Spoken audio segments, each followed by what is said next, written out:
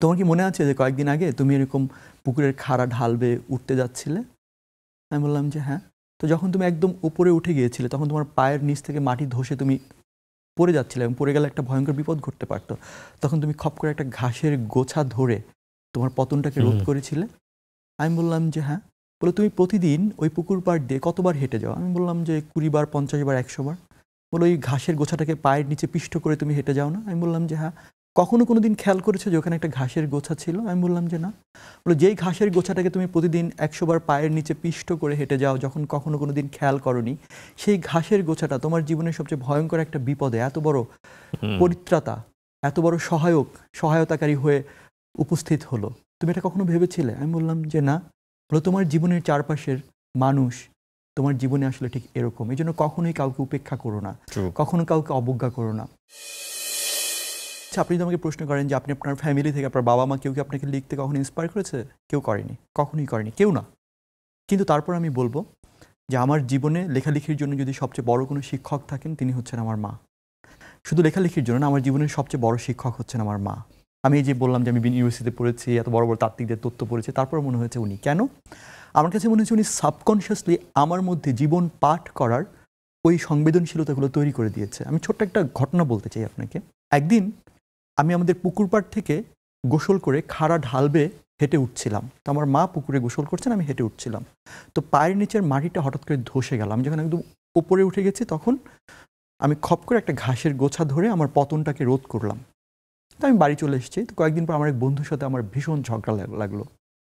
তো আমি তো আম্মার কাছে তেড়ে ফুরে এসে বললাম যে ওর সঙ্গে আমি জীবনে কোনোদিন কথা বলবো না, ওর সঙ্গে কোনো সম্পর্ক থাকবে না, ওদেরকে আমাদের কখনো দরকার হয় না, ওদের বরং আমাদেরকে দরকার হবে, ঠিক আছে?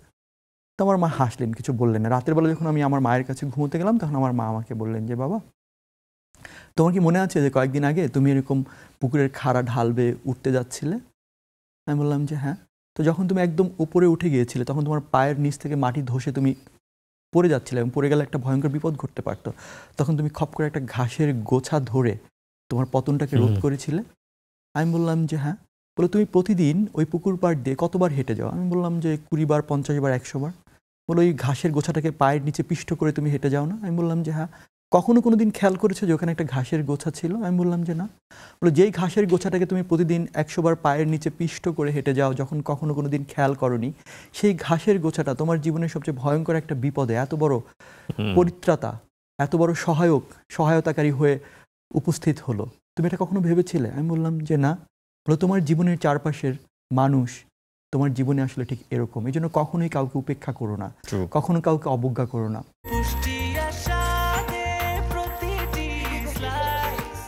ব্রেকফাস্ট, টিফিন কিংবা স্ন্যাক টাইমে মজাদার আয়োজন মানে অল টাইম ব্রেড। আম্মার এই কথাটা কিন্তু আমি এখন পর্যন্ত মনে রেখেছি। যে আমাকে প্রচণ্ড রকমভাবে আহত করে, যে আমার সঙ্গে প্রচণ্ড দুর্ব্যবহার করে, আমি চেষ্টা করি তার সঙ্গে হাসি মুখে কথা বলার। আপনি একটা কোনো উপন্যাস লিখতে যাচ্ছেন, লেখাটা কি আগে ব্রেনে তৈরি হয়ে যায় তারপর আপনি ডেলিভারি দেন, নাকি লিখতে লিখতে লেখা হয়ে ওঠে? দুটো ঘটনা ঘটে। একটা হচ্ছে কখনো কখনো প্লটটা মাথায় রেখে আমি লিখতে বসি, তবে সেই প্লট অনুযায়ী লেখা আসলে আগায় না। লিখতে লিখতে তখন অনেক আরও অল্টারনেটিভ থটস তৈরি হয়, ক্যারেক্টার তৈরি হয়, এবং ওই যেটা বলছিলাম যে একটা সময় হচ্ছে ক্যারেক্টারই আপনাকে নিয়ন্ত্রণ করতে শুরু করে, সে তখন স্বাধীন পরাক্রমশালী হয়ে ওঠে। আরেকটা ব্যাপার হচ্ছে যে অনেক সময় এরকম হয়েছে যে আমি কোনো প্লট না ভেবেই লিখতে শুরু করেছি, একটা পার্টিকুলার একটা লাইন মাথায় ঘুরছে, ওটা দিয়ে লিখতে শুরু করেছি, তখন আপনি লেখাটা আসলে এগোতে শুরু করেছে। যেমন ধরেন এবার আমি আমার এবার যে দুটো উপন্যাস আছে, একটা হচ্ছে শঙ্খচূড়ের প্রথম খণ্ড। এটি প্রায় 400 বছর আগের একটি মানে ঐতিহাসিক ঘটনা আশ্রিত উপন্যাস, 400 বছর আগের একটা প্লট, যেটার প্রথম খণ্ড বের হয়েছিল 2023 সালে। তো এটা ধরেন আমি একটা ইতিহাস আশ্রিত এক ধরনের কাল্পনিক গল্প, যেটার একটা প্লট হয়তো আমার মাথায় ছিল। প্রথম খণ্ড যখন আমি শেষ করি তখন আমার কাছে মনে হয়েছে যে এটার দ্বিতীয় খণ্ড আমাকে লিখতে হবে। এখন এটা কিন্তু যে বললাম যে এটা এক ধরনের ইতিহাস আশ্রিত কল্পনা বা প্লট আমার মাথায় ছিল, তারপরে সেটার অনেক শাখা প্রশাখা বেড়েছে। তারপর 2 বছর গ্যাপ দিয়ে আমি এটার সেকেন্ড পার্ট লিখলাম, শঙ্খচূড় দ্বিতীয় খণ্ড, যেটি তুমুল পাঠকপ্রিয়তা পেয়েছে এবং পাঠক বলেছে যে তারা অনেক দিন পরে ইতিহাস আশ্রিত এই ধরনের শ্বাসরুদ্ধকর কোনো গল্প পড়তে পেরেছে, যেখানে আপনি পড়লে আপনার মনে হবে যে বর্তমান সময়ের বাংলাদেশের পলিটিক্যাল যেই এনভায়রনমেন্টটা আমি আগে থেকে কী করে বুঝলাম। হ্যাঁ, আপনার এটা মনে হবে পড়লে। আবার একই সঙ্গে প্রেম, একই সঙ্গে রুদ্ধশ্বাস, উত্তেজনা। এখন এই গল্পটার একটা প্লট আমার মাথায় ছিল যে ঐতিহাসিক ঘটনাগুলো সাধারণত এই ধরনের ইনগ্রেডিয়েন্টসগুলো থাকে। পরের উপন্যাস যেটা তুমি সন্ধ্যা অলকানন্দা, এই উপন্যাসটা যখন আমি লিখবো তখন আমার মাথায় কোনো প্লট নেই, আমার হাতে সময় যেটা নেই। না? হ্যাঁ, তুমি সন্ধ্যা অলকানন্দা। আমার হাতে একটু দেখান তো এই বইটা। হ্যাঁ, আমার হাতে কোনো সময়ও নেই। হুম। তখন আমি ভাবলাম একটা কাজ করি। আমি একটা অদ্ভুত মেন্টাল স্টেটের মধ্যে দিয়ে যাচ্ছিলাম। প্রচণ্ড ডিপ্রেসিভ একটা মোমেন্টের মধ্যে যাচ্ছিলাম। এখন প্রশ্ন করতে পারে, সবাই আমাকে দেখলে বলে যে আপনি এত হাসি খুশি, সবার ধারণা কি আমি পৃথিবীর সবচেয়ে সুখী মানুষ, কারণ আমি সব ইন্টারভিউতে বলি যে I am the happiest man in the world. And truly আমি আমার প্রফেশনাল লাইফ, আমার পার্সোনাল লাইফ, আমার ফ্যামিলি লাইফ নিয়ে আমি খুবই সন্তুষ্ট তৃপ্ত একজন মানুষ, এখন সুখী একজন মানুষ। এখন তখন আমাকে প্রশ্ন করে যে আপনি কীভাবে সুখী, আপনি কি আপনার জীবনে সব পেয়েছেন? আমি বলি আমি জীবনে সব পেয়েছি এই কারণে সুখী না, যা পেয়েছি তাই নিয়ে আমি তৃপ্ত সন্তুষ্ট, এই কারণে আমি সুখী। কিন্তু সেই আমিও কখনো কখনো প্রচণ্ড রকমের লোনলি ফিল করি, আইসোলেশন ফিল করি। আপনি দেখবেন এই সময় সবার মধ্যে এক ধরনের ডিপ্রেশন কাজ করে, সুইসাইডিং টেন্ডেন্সি কাজ করে। একজন প্রচণ্ড রকমের ক্যারিয়ারে সফল, পেশাগত সফল মানুষ, সেও প্রচণ্ড রকমের হতাশায় ভুগতে থাকে। আমার কাছে মনে হয়েছে এই অনুভূতিটা নিয়ে আমাদের দেশে খুব একটা লেখা হয়নি, এবং আমি ওই ফেজটার মধ্যে দিয়ে যাচ্ছি। তখন আমি আমার অনুভূতিটাকে আমি বলেছিলাম যে একটা কাপড় যখন আমরা রোদে শুকাতে দেওয়ার আগে নিংড়াই না, নিংড়ে যখন শেষ ফোঁটাটাও বের করে এনে তারপর রোদে শুকাতে দিই, আমি সম্ভবত আমাদের এই সময়ের প্রত্যেকটা মানুষের ভেতরে যে ডিপ্রেশন, যে আইসোলেশন, যে অপ্রাপ্তি, যে আক্ষেপ, যে মনে হয় আমার বুকের ভেতরের একান্ত গহীন কথাটা বলার মতো একটা মানুষ নাই, কিংবা কারোর কাছে বললেও সে আমাকে স্পর্শ করতে পারবে না, সেই যে হাহাকার বা আক্ষেপের যেই অবসাদগ্রস্ততার অনুভূতিটা, সেই অনুভূতিটাকে আমি নিংড়ে আনার চেষ্টা করেছি। কারণ আমার মাথায় কোনো প্লট ছিল না। আমি চেয়েছিলাম যে আমার যে বোধটা, আমার যে ডিপ্রেশনটা, আমার যে হতাশাটা, আমার যে খারাপ লাগাটা, নিঃসঙ্গতা অনুভূতিটা, সেটি আমি আসলে কাউকে না বলে আমি লেখার মধ্যে দিয়ে বলে দিয়েছি সবাইকে। ও ওয়াও।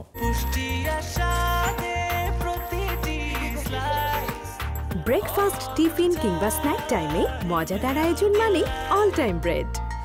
আমরা একটু ছোটবেলা থেকেই শুনতে চাই, কেমন পরিবারে আপনার জন্ম, ব্রট আপটা কেমন ছিল? আমার জন্ম হচ্ছে বাংলাদেশের মাদারীপুর জেলার কালকিনি থানার কয়েরিয়া গ্রামে। আমার গ্রামটা হচ্ছে অদ্ভুত সুন্দর একটি গ্রাম। এখনো এখনো প্রাকৃতিকভাবে সুন্দর, মানে প্রকৃতিগতভাবে সুন্দর, কিন্তু অন্য অনেক কিছু বদলে গেছে, সেগুলো নিয়ে আপাতত না বলি। তো আমার কাছে যেটা মনে হয়েছে যে আমার গ্রামের পাশে একটা ছোট্ট নদী আছে, আমাদের স্কুল, এবং স্কুলের পাশে একটা, স্কুলের নাম হচ্ছে এসপিএস মাধ্যমিক বিদ্যালয়, সেটার সঙ্গে একটা মাঠ, মাঠের পাশেই হচ্ছে নদী। তো আমরা হচ্ছে স্কুলে কাদা ছিল তখন, মাঠে প্রচুর ফুটবল খেলে লাফ দিয়ে নদীতে পড়তাম, এবং নদীতে তখন লঞ্চ থাকতো, ঢাকায় আসতো লঞ্চ। শৈশবে আমার মনে আছে আমাদের একটা ঘর ছিল যেটাতে পাতার বেড়া ছিল, বৃষ্টি হলে জল পড়তো। ইভেন আমার এরকম মনে আছে বর্ষার মধ্যে আমার একটা গল্প আছে বোধ, যেখানে আমি লিখেছি যে গল্প অনেক একটানা যখন 15 দিন বর্ষা হতো তখন দেখতাম যে ঘরের মধ্যে কেঁচো ঢুকে যাচ্ছে, লাফ দিয়ে ব্যাঙ পড়ছে আর কি, এরকম।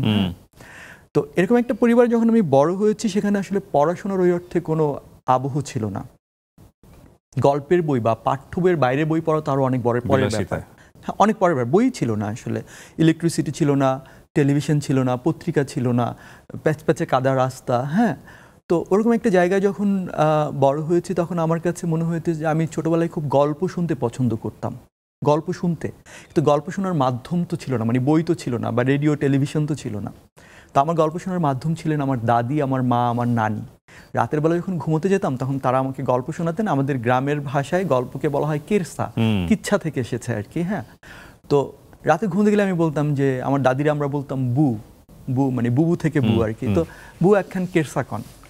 তো একটা সময় গিয়ে আমার মা, দাদি, নানি যত কেরসা জানতেন সব আমাকে বলে ফেলেছেন। তো আর তারা তো সারাদিন মহিলার প্রচুর কাজ করতে হতো, রাতের বেলা একটু ঘুমাবেন, সেই রাত জেগে যদি তারা আমাকে হচ্ছে কেরসাই বলেন তাহলে কখন ঘুমাবেন? তো একটা সময় তারা বিরক্ত হতেন। তো তখন আমি যেটা করতাম, আমি হচ্ছে আমার চেয়ে বয়সে যারা ছোট তাদেরকে ওই শোনা গল্পগুলো আবার পুনরাবৃত্তি করতাম, তাদেরকে শোনাতাম।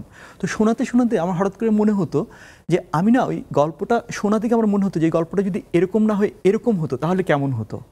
দেন আমি নিজে বানিয়ে বানিয়ে সেই গল্পগুলোকে বলা শুরু করতাম। সম্ভবত ওইখান থেকে আমার ভেতরে একটা লেখক সত্তা তৈরি হয়েছিল।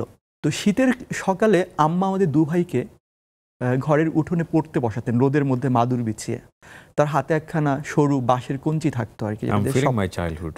Yes, we had the same. একদম সেম। আমার গ্রামে ইলেকট্রিসিটি ছিল না। বলেন প্লিজ। হ্যাঁ, তো আম্মা হচ্ছে ওই বাঁশের কঞ্চি দিয়ে সপাং সপাং মারতো, কারণ আমরা খুবই দুরন্ত ছিলাম। আমাদেরকে, আমার মায়ের হাতই যথেষ্ট ছিল, কঞ্চি দরকার হতো না আর কি।